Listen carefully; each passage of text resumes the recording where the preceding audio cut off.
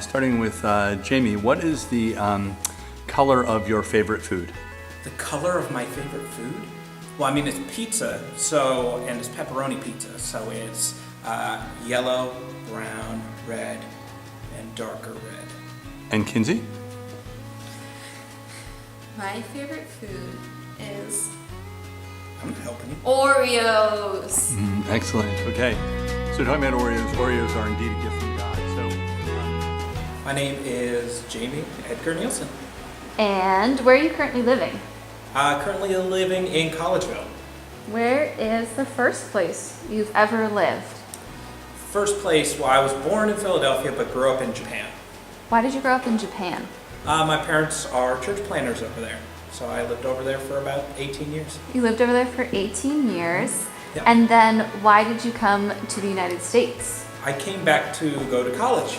I went to Eastern University right down the street and studied anthropology and missions. And then I actually got my MBA at Eastern, and then from that, I became a data engineer.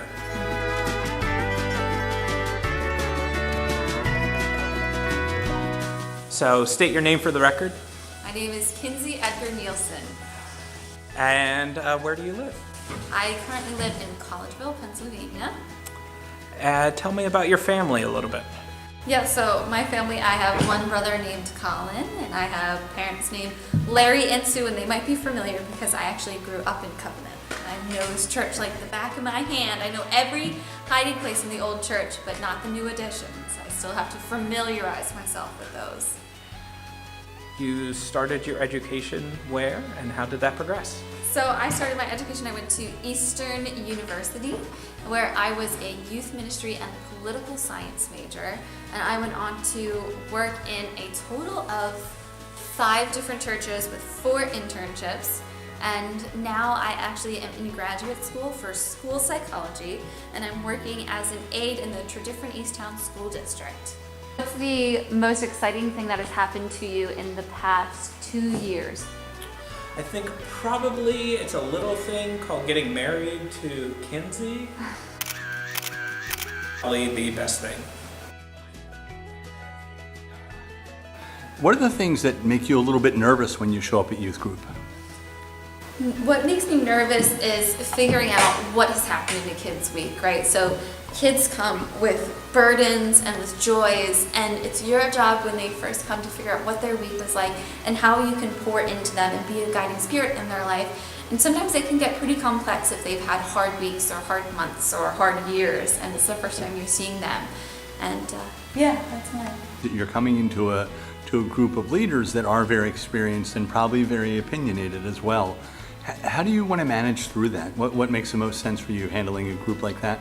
Through that listening and that talking, we're able to distinguish sort of the gifts of each leader. And, you know, some leaders may be good at leading games, some leaders may be good at dealing with kids, some leaders may be able to help lead music. Sort of not only plugging people in, but also just sort of bolstering those gifts that the leaders have. And just working as a team, that there's no top down, everyone's on the same level, and it's just you're working together to create the best youth group experience.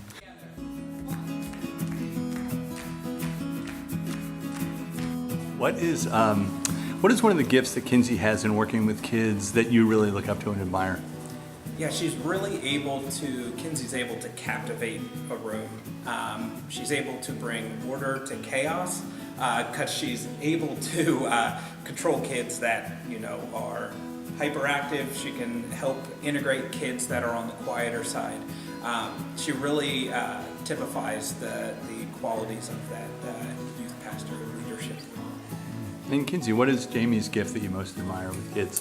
And I think he has patience that I assume will one day move mountains, and the way that he's able to listen to students, it just amazes me that he has this patience to listen, and I think that because of that, you're really good at making solutions and figuring out where we need to go based off of your ability to listen to kids. Really good at that. Kinsey, starting with you, what are the kids that sort of you need to stretch a little bit more when you're working with than the sort of kids that you're naturally drawn to?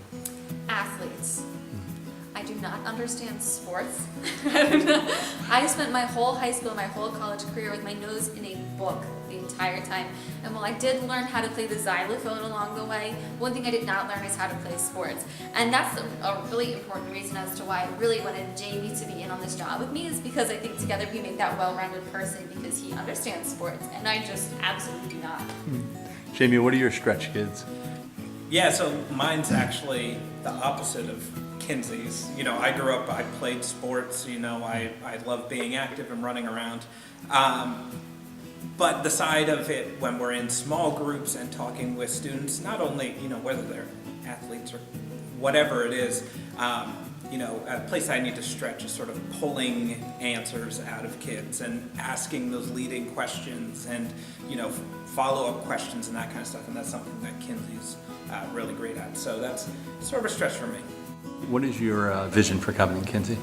So I was just thinking this as we were standing in worship a couple minutes ago. Jamie and I were just running around playing kickball, playing four on a couch, and then we were able to worship with the kids tonight. The one thing I really want to instill in the kids, and tell me if I'm wrong with this, is instilling an identity in the kids. And what I really want us to have is this group identity and passion for Covenant as a whole.